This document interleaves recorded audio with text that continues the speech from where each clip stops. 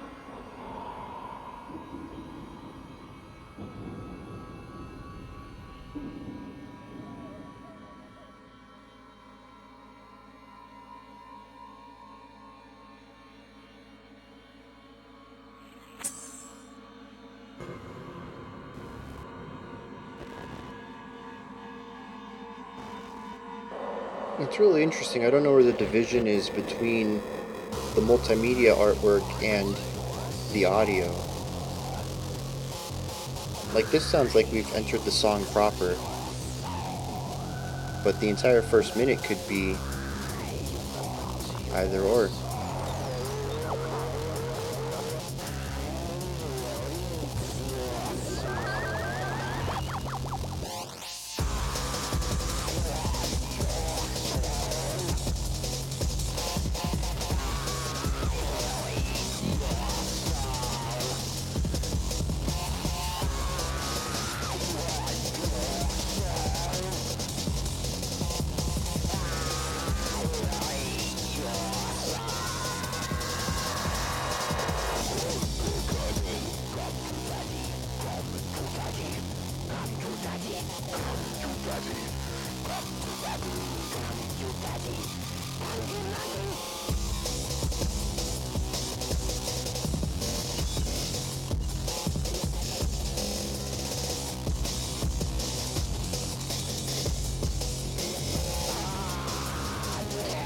It's exceptionally bass heavy, and it creates a really weird vacuum for everything.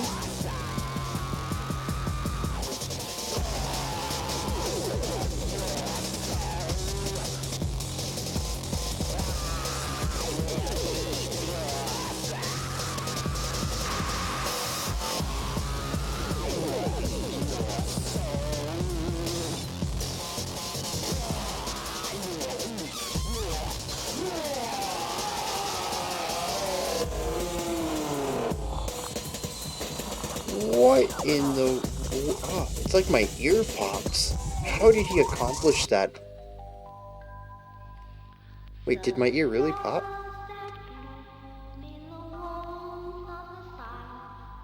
No.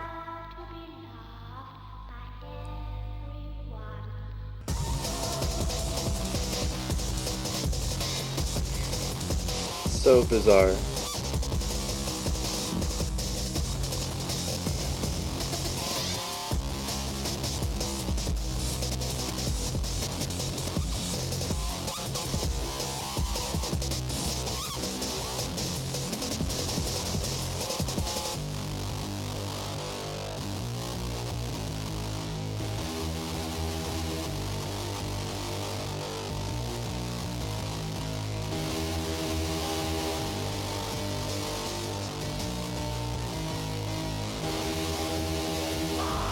I'm waiting for the percussion to come back in.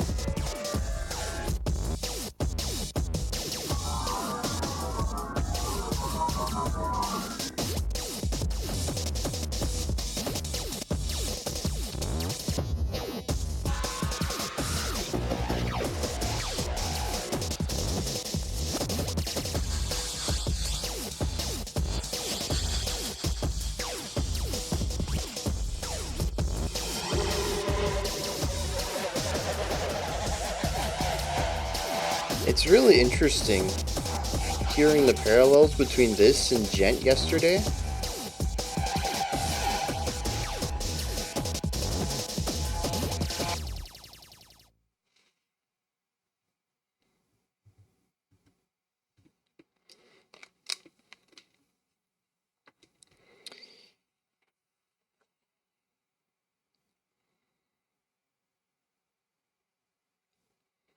So this is spooky week. We have to determine, is this spooky? Yeah, I think it is. It's not scary, but I think it evokes the spooky feeling. Like an amusement park ride. Or like a haunted house. That's probably more appropriate. It has a lot of feeling of horror and terror to it, but it isn't particularly dreadful.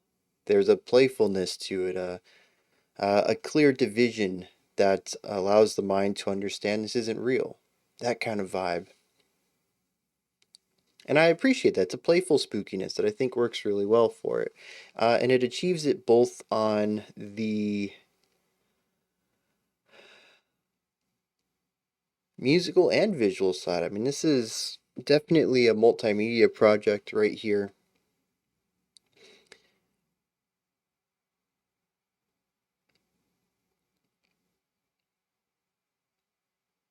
I'm curious how I would feel about the music in isolation, though. I'm not going to say a lot of my enjoyment came out of the visual aspect. You probably noticed I was looking in several different directions. I kind of listen for things and I physically move my body when I change what I'm listening to. I don't know why. It's something I've been doing forever. I've never really investigated it. I haven't really noticed until it got pointed out to me while doing these videos.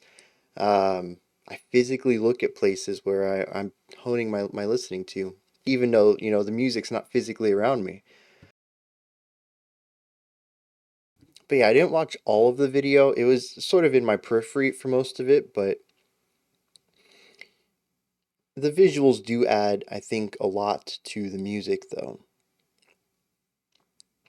And they certainly compound on to what the music is doing. So again, I'm kind of curious where I would place this with the music in isolation rather than part of the multimedia project. With that said, let's talk about what the music is doing.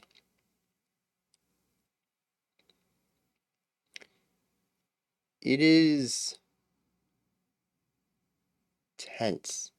It creates a type of anxiety throughout a lot of it.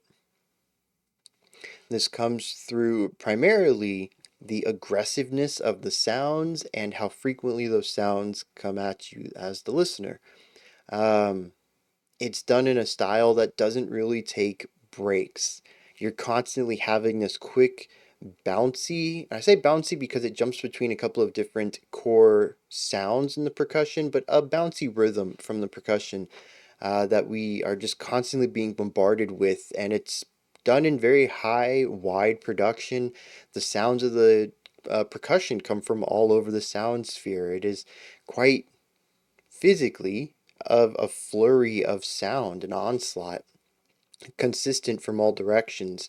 It's paired with compressed synth sounds, just really gnarly metallic bite to them. Not really going for melody in any capacity, really going for sounds, uh, slurs or smooth movements from one note to another note, usually vast differences in pitch, just, these kind of ideas, but like super compressed, super narrow, really creating these angular sounds with a ton of bite to them.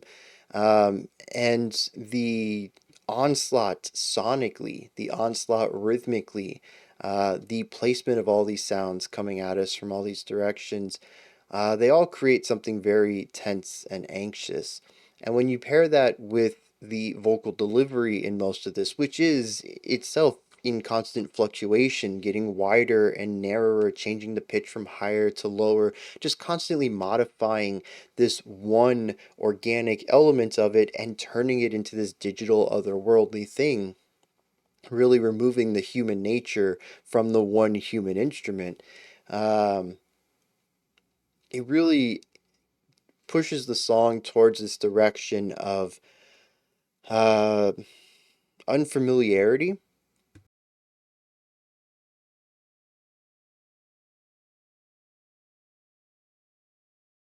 Yeah, just in that nothing in here feels of this world, of this plane. It all kind of feels quite disconnected from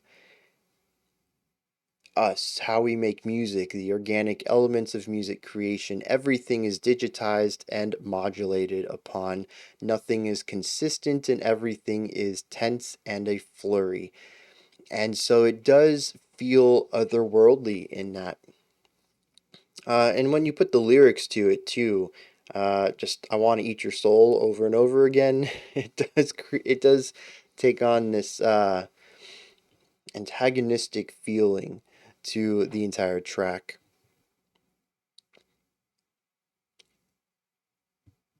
Now there is something interesting going on here as well. The production of it's very bass heavy. It does carve out room for the vocals when they come in. They're usually a bit on the higher end, but everything else is fairly low. It's very bassy. And so it ends up feeling like this vacuum where the bass comes up from the bottom and envelops the song. And then there's this pocket that the bass sort of sits around that's just very weak, and it creates this vacuum of sound in the track that usually when there's a lot of bass, I would call it grounded or rooted. It doesn't feel like it needs to float away. It doesn't feel ethereal. It doesn't feel top heavy. But I don't know that rooted is the right word to go for here. The track, it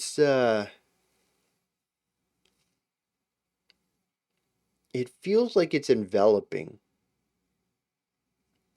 It feels like the track itself is surrounding the other parts of the music and subsequently the listener, and not allowing them to break free. It's trapping them. It's trapping the treble area. It's a really interesting sound, creating that pocket there, that void of sound. It feels wrong in a lot of ways. Obviously, it's the right way to go. That creates unease just through the production, but in most situations, it'd be like, no, no, the EQing's all off. You need to go back and fix this. It's very unbalanced. But for this specific track, it's perfect. It's integral to creating the atmosphere that they're going for. And even speaking of voids, we had another one towards the end where the entire track shifted left ear, and the right ear was just completely devoid of sound. And at first I thought my ear popped. It was really weird because it's that same sensation of kind of not hearing anything and then a ringing happening. And I do get ringing in my ears from time to time, but I also have coil hum coming from my computer too. So I don't ever really know. It kind of drives me crazy. I don't know if I'm hearing the ringing because it's actually there, or if it's just my. Oh, also I have interference in my speakers too, and they create high-pitched hums as well. So I never really know where the hum is coming from, if I've just made it up or not. But regardless, it felt like that. And so like I checked my ear and I kind of rubbed it around a little bit. No, no, it's fine. Nothing happened to my ear. It's just, this side of the music is just there isn't any. And I checked the volume leveler too, and it was no, there was just nothing coming out of that side. It was a bizarre phenomenon, completely left-sided music. It made me feel uncomfortable. It made me question things about my physical being. Some of that is probably subjective and experiential. Not everyone who's going to listen to that section is going to feel like I did because their life is different than mine. But it's a song that caused me to question my reality, my physical space, and that is something not many songs do. So that was interesting. And once again, done with voids, done with silence. We've talked about the antagonizing atmosphere of this track, primarily through production techniques and percussion, but there's another side to all of this too. Harmony. What's the harmonic resonance of this track? And that's kind of a good question. What is it? At most given points, there's only two, maybe three notes played in the entirety of a section. It jumps back and forth primarily between 2 to 3 notes. And it's actually something I pointed out when I said that there's a lot of similarities to Gent, which we checked out yesterday with Tesseract's Acceptance. In a lot of Gent, if the band isn't picking one note to rhythmically play on, they typically pick two notes, a higher note and a lower note, so you don't just have the juxtaposition of the syncopation rhythmically, but you also have the juxtaposition of your higher note and your lower note. And so you can create both, you can create two levels of juxtaposition here, one rhythmically and one melodically, one pitch-wise. Um, and we kind of heard some of that here as well. Wasn't really playing so much with groove and rhythm as much as Gent would, but we do have the two notes and the pattern of which note to play there at the end. I couldn't really decipher. It felt kind of random.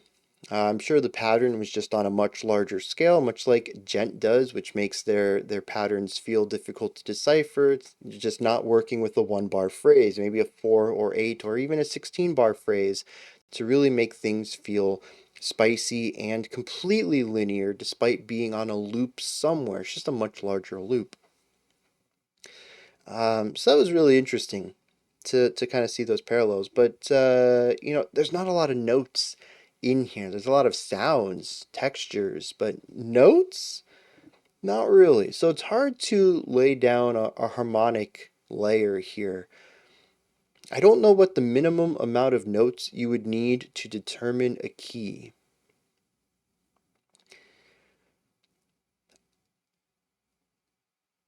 I would say it's probably around 5, but even that is going to give you a handful of keys and modes that you can be in. It's just going to narrow it down enough to give you an overall vibe. Most of those keys are going to share an emotion. Um, Here, though, 3 notes is not really enough.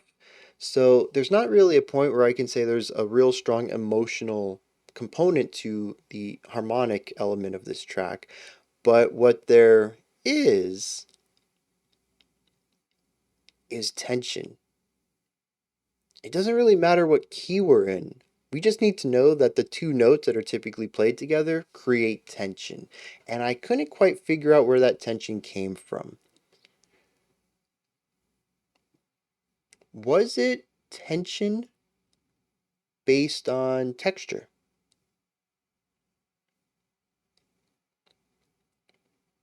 production, rhythm, or was it the notes themselves? And I found it really difficult to separate that out. What I do know, though, is that many of the notes, when they were played outside of the percussion, which the percussion gives me anxiety, there's just a flurry of it all the time. When the notes come in, they do feel ominous. It is the one part of the track that feels scary. There is something about the note relationships that we have, the intervals that exist between them, that create a mood. Again, I'm not sure exactly what it is about them. I'd probably have to map out what the notes are on this. Someone's probably transposed this, right? Go check that out and see if I can't figure out what is going on there. But most of the track is anxiety, it is tension, it builds these uncomfortable emotions, but what makes it spooky is the ominous element of the harmony. And I think it's something that'll get overlooked by a lot of people, especially those who are going to watch it with the music video and get a lot of emotional information from the visuals. But it is present in the music also. I'm just not entirely confident of why, but I do think it has to deal with the harmony. I'm going to take a second to look at the lyrics. I think I got them all. He just said he wants to eat their soul, but maybe there's some stuff I missed. And then we'll wrap this one up. Yeah. I will eat your soul. I want to eat your soul. The bridge says come to daddy over and over and over. And then finally come to mummy, which I did find out that this is the Pappy mix. On this EP, there is also a mummy mix. And the mummy mix had totally different lyrics to it. So I was a little confused since, this is the EP that had Flim on it? Huh. Or I should say this EP had Flim on it. I don't know if it's necessarily the one, because the one we checked out had a totally different cover art to it. And then there's a break that apparently only shows up in the music video version. It says, the flowers that bloom in the warmth of the sun are there to be loved by everyone, which is a sample from an older Aphex Twin song. I'm not sure how that fits into this, because immediately we go back into I Want Your Soul. So, I mean, it's a spooky song. It's got some creepy lyrics to it. It's unsettling musically. It's unsettling visually. I don't know where the break comes in. Flowers blooming that everyone should love. I don't know. Everything made sense up until that point.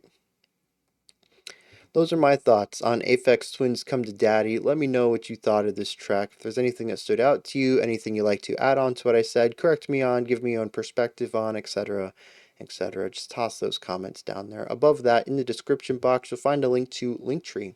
Takes you to this menu right here. You can find links to my music, ways to support the channel, a link to the Discord server, and so much more.